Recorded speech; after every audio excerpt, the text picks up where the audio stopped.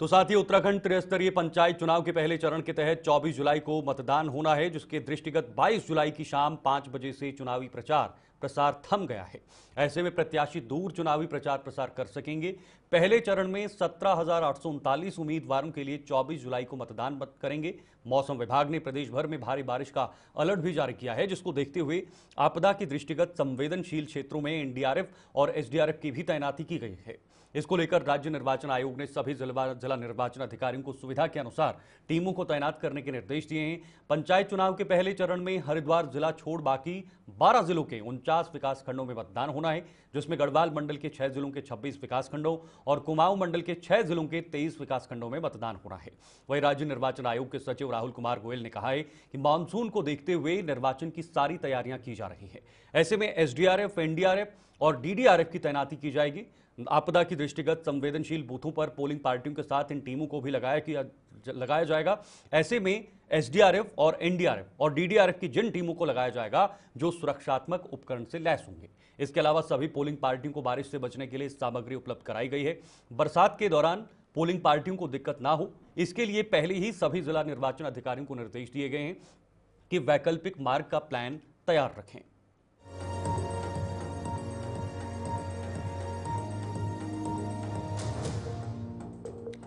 देखिए कहां कितने पोलिंग बूथ हैं वो आपको बताएंगे। अल्मोड़ा जिले में 649 पोलिंग बूथ बनाए गए हैं। इस चुनाव से जुड़े बहुत महत्वपूर्ण अपडेट आपको बता रहा हूं। बागेश्वर जिले में 461 पोलिंग बूथ बनाए गए हैं। ये कुछ अपडेट्स बहुत महत्वपूर्ण आपको जानने के लिए। चंपावत जिलों में 182 पोलिंग बूथ जो हैं वो बनाए गए हैं ताकि वहां पर लोग अपना मतदान का इस्तेमाल कर सके। चमोली जिले में 258 पोलिंग बूथ बनाए गए हैं। देहरादून जिले में 509 पोलिंग बूथ बनाए गए हैं जहां पर लोग जाकर वोट कर सकते हैं। नैनीताल जिले में 312 पोलिंग बूथ का स्थापना की गई है और इन 312 पोलिंग बूथों पर जो है वो वोट डाले जाएंगे। नैनीताल जिले में 312 पोलिंग बूथ बनाए गए हैं। ये अलग अलग जिले में कितने सारे पोलिंग बूथ हैं वो आपको बता रहे हैं। पौड़ी गढ़वाल जिले में 642 पोलिंग बूथ बनाए गए हैं, यानी पौड़ी गढ़वाल। इसके साथ पिथौरागढ़ जिले में 378 पोलिंग बूथ बनाए गए हैं। पिथौरागढ़ के साथ साथ रुद्रप्रयाग जिले में 459 पोलिंग बूथ स्थापित किए गए हैं। साथ ही साथ अन्य जिलों की भी बात करें जिसमें उत्तरकाशी जिले में 272 पोलिंग बूथ बनाए गए हैं, जहां पर इन उम्मीदवारों की किस्मत कैद होंगे।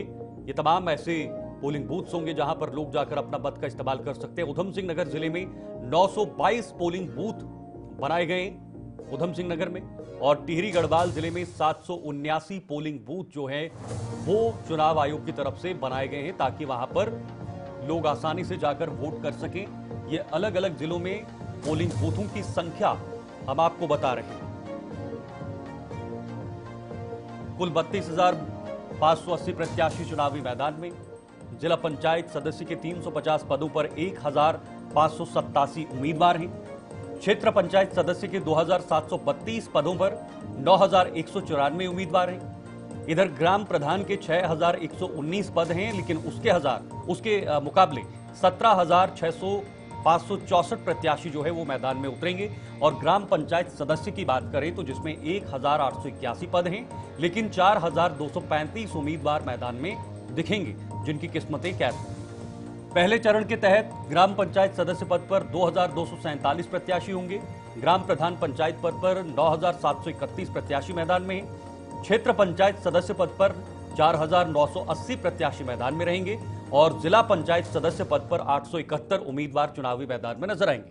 साथ ही जिला पंचायत सदस्य पद पर 871 उम्मीदवार जो है वो चुनावी मैदान में होंगे। ये तमाम आंकड़े इस चुनाव से जुड़े, कितने उम्मीदवार होंगे, पद कहां पर है, वो आंकड़े जो है वो हमने आपके सामने रखे। जरा सुनिए चुनाव आयोग की तरफ से क्या कुछ कहना है। हमारा सभी चुनाव का अभियान जो है वो अब थम चुका है। अब जो आगे की कार्रवाई है वो है जो हमारी कल की पार्टियां रवाना होनी है वो अब होंगी। मैं अगर पार्टियों की बात करूं तो हमारी जो 3 दिन पहले जो पार्टियां रवाना होनी थी उसमें कुल हमारी 8 पोलिंग पार्टियां थी। अगर मैं थोड़ा ब्रेकअप पे भी जाऊं तो इसमें जनपद पिथौरागढ़ की मुंशियारी की हमारी टोटल 3 पार्टियां थी जो हमारी कल जा चुकी हैं, और ज्योतिर्मठ चमोली जनपद में 5 पोलिंग पार्टियां थी जो कल प्रस्थान कर गई थी। आज की मैं बात करूं, आज जो है हमारी कुल 497 पोलिंग पार्टियां हैं जो आज अपने गंतव्य के लिए निकली हैं। उसकी रिपोर्ट भी हम लोगों को प्राप्त हो चुकी है। और जो कल का दिन आने वाला है, मतलब चुनाव से एक दिन पहले, ये 5318 जो हमारी शेष बची हुई पार्टियां रह जाएंगी प्रथम चरण की, वो प्रस्थान करेंगी। और इस संबंध में, निर्वाचन की तैयारियों के संबंध में जो है माननीय राज्य निर्वाचन आयुक्त महोदय द्वारा जो है समस्त जिलाधिकारियों, उप जिला निर्वाचन अधिकारियों, एसएसपी साहिबान, इन सभी के साथ एक रिव्यू बैठक वीडियो कॉन्फ्रेंसिंग के माध्यम से आज आहूत की गई थी, जिसमें निर्वाचन की सभी तैयारियां जनपद लेवल पर पूर्ण है, प्लस जो इंटर डिपार्टमेंटल कोऑर्डिनेशन आपदा को दृष्टिगत रखते हुए किया जाना है, उस अहम बिंदुओं पर भी बातचीत हुई है।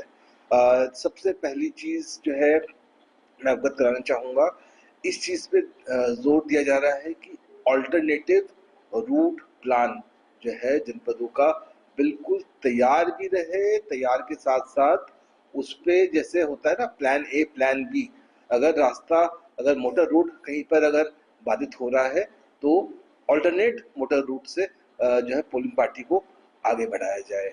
अगर कोई पैदल रास्ता किसी जगह पे बाधित हो रहा है तो ऑल्टरनेट पैदल रास्ता क्या होगा उसका, उस पे बातचीत हुई है।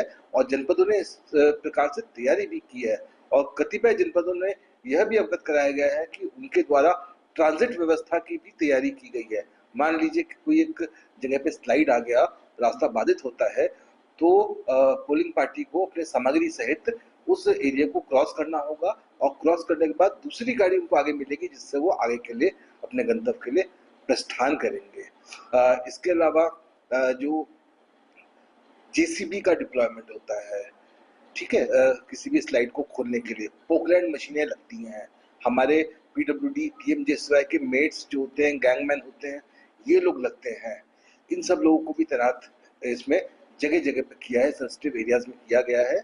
और इसकी जानकारी जो है सभी सेक्टर जोनल मजिस्ट्रेट्स को भी दी गई है। और जो ग्रास रूट लेवल्स के हमारे कार्मिक हैं, अधिकारी हैं, चाहे वो विभागीय जेई हों या फिर हमारे राजस्व विभाग के पटवारीगण हों, चाहे वो हमारे ग्राम पंचायत विकास अधिकारीगण हों, ग्राम विकास अधिकारीगण हों, इन सभी के ग्राउंड फील्ड लेवल ऑफिसर्स के भी नंबर जो है प्रॉपर तरीके से सर्कुलेट किए गए हैं, ताकि आपदा के कोई भी ऐसा इशू आता है तो उसको तत्काल हैंडल किया जा सके। जी बिल्कुल, क्योंकि मानसून सत्र इस समय गतिमान है, वर्षा काल का हिसाब से सभी तैयारियां की जा रही हैं।